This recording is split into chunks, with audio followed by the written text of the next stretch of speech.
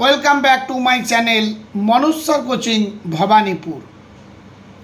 যে সমস্ত ছাত্রছাত্রী ক্যালকাটা ইউনিভার্সিটিতে সেমিস্টার 4 এবং সেমিস্টার 6-এ ইকোনমিক্স জেনারেল সেক B2 পেপারটি রেখেছ, তাদের জন্য এই ভিডিওতে আমি 2 মার্কের, 5 মার্কের এবং 10 মার্কের 2024-এর পরীক্ষায় আসার সম্ভাবনা আছে এমন কিছু প্রশ্ন আলোচনা করছি। প্রশ্নগুলো তোমরা ভালোভাবে দেখে তৈরি করার চেষ্টা করো।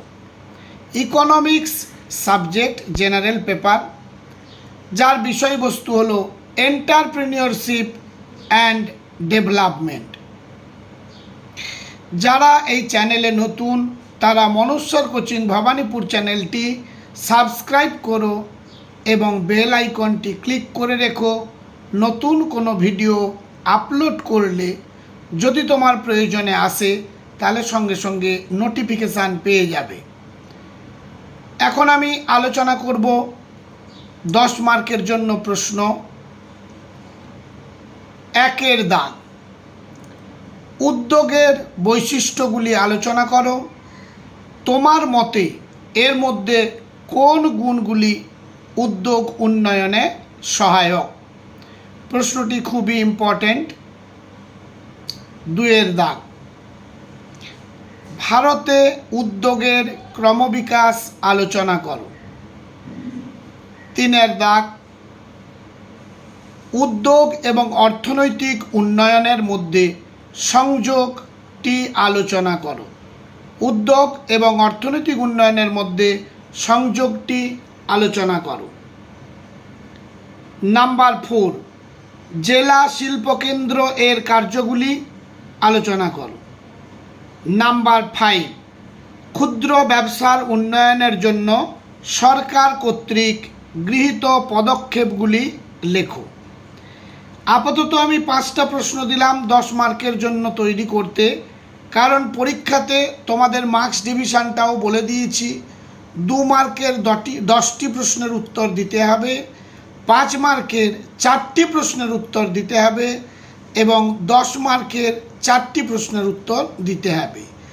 আপাতত এই প্রশ্নগুলো তোমরা তৈরি করো, পরে যত পরীক্ষা এগিয়ে আসবে লাস্ট মিনিট সাজেশান হিসেবে তখন আমরা বাছাই করা কিছু প্রশ্ন বলে দেব। এবার 5 মার্কের জন্য যে প্রশ্নগুলো তৈরি করবে সেগুলো আলোচনা করছি। 1 নম্বর, উদ্যোক্তার কার্যাবলী আলোচনা করো। 2 নম্বর, ক্ষুদ্র ব্যবসার বৈশিষ্ট্যগুলি কী কী? 3 নম্বর, ক্ষুদ্র ব্যবসায় শিল্প রুগ্নতার কারণগুলি কী কী?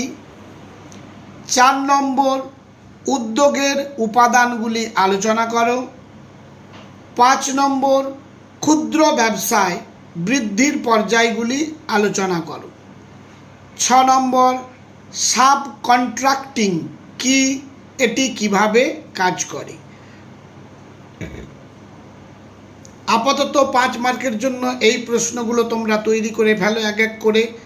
আশা করি এগুলোর মধ্যে তো তোমরা কমন পাবেই পাবে। এবারে 2 মার্কের জন্য যে সমস্ত প্রশ্নগুলো তৈরি করবে সেগুলো আলোচনা করছি। 1-এর দাগ, ব্যবস্থাপক কাকে বলে? 2 নম্বর, উদ্যোগের 2টি অসুবিধা লেখো। 3 নম্বর, বৃহদায়তন শিল্পের সংজ্ঞা দাও। 4 নম্বর, ক্ষুদ্রায়তন শিল্পের সংজ্ঞা দাও। 5 নম্বর, সৃজনশীল ধারণা কাকে বলে? 6 নম্বর, সম্প্রসারণ এর সংজ্ঞা দাও। 7 নম্বর, শিল্প রুগ্নতা বলতে কী বোঝো? 8 নম্বর, সংযুক্তিকরণের 2টি সুবিধা লেখো। 9 নম্বর, উদ্যোক্তার সংজ্ঞা দাও। 10 নম্বর, উদ্যোক্তার নতুন উদ্যোগের জন্য অর্থ সংগ্রহের 2টি উৎস লেখো। 11 নম্বর, NABARD অর্থাৎ নাবার্ড, FAO ফাও IMF এর পূর্ণ রূপগুলি লেখো। 12 নম্বর, জাতীয় ক্ষুদ্র শিল্প নিগম কি? এবং 13 নম্বর, বৈচিত্র্য সাধন বলতে কি বোঝো? 14 নম্বর, ভারতে গ্রামীণ উদ্যোগের দুটি সমস্যা লেখো। 15 নম্বর, ক্ষুদ্র শিল্প উন্নয়নে ব্যাংকের দুটি কাজ লেখো। 16 নম্বর, ক্ষুদ্র ব্যবসায় শিল্প রুগ্নতার দূরীকরণের গৃহীত দুটি পদক্ষেপ লেখো। এই প্রশ্নগুলো ভালোভাবে তোমরা তৈরি করো, এগুলোর মধ্য থেকে তোমরা পরীক্ষায় কমন পাবে।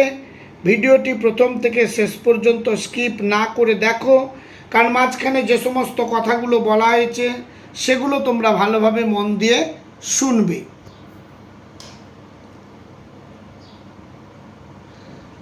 যদি আমার এই ভিডিও তোমাদের কাছে খুবই প্রয়োজনীয় বা গুরুত্বপূর্ণ মনে হয়, তাহলে মনোজ স্যার কোচিং ভবানীপুর চ্যানেলটি সাবস্ক্রাইব করো, লাইক করো এবং বন্ধুদের মধ্যে শেয়ার করতে ভুলে যেও না।